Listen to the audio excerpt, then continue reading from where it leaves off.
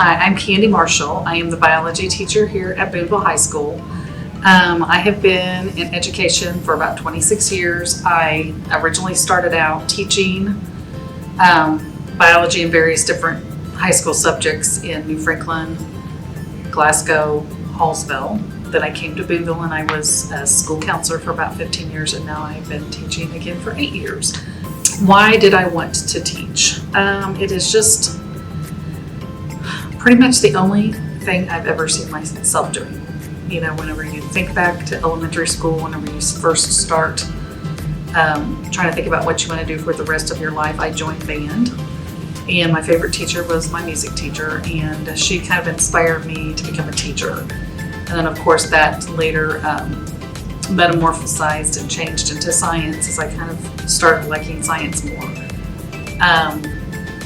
I just wanted to teach because I like students, I like kids, I like their energy, their creativeness, their personalities. I like working with people and being around lots of kids. I'm sociable, outgoing.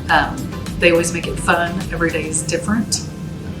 I also like teaching and explaining things and seeing light bulbs go off. What do you do in the life of a teacher? That's kind of different, I guess, depending on probably what subject you teach. But so I would say, you know, we plan units, we plan activities, we plan things to do with the students in the class. So there's like a lot of time spent during the day where we just plan various things. So that can be, you know, finding lessons on the internet. It can be creating lessons. It can be talking to coworkers. Like I was just talking to a coworker about activities to do with how can I teach a particular concept or topic. So there's kind of the planning part. We spend time grading assignments and entering those grades, and we spend a lot of time working with students that have been absent or that maybe are struggling with different classes. Trying to collect late work or get them caught up on work. We obviously spend a lot of time during the day teaching, which looks different for every teacher. You know, if you come into my room, it might look different than other teachers, but usually I'm trying to communicate information to the students. I like to have class discussions. I like when students ask questions. They may be doing an activity, they may be watching a video, doing something hands-on, so that all kind of looks different.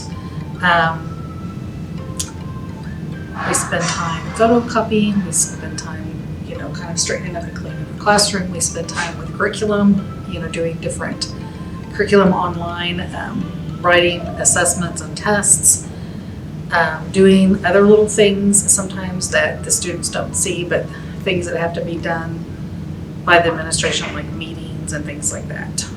So it's kind of what we do. What makes each day different than the last? I guess it just depends on what we're talking about that day. You know, one day we may be talking about something that's a little dry, like diploid and haploid cells today.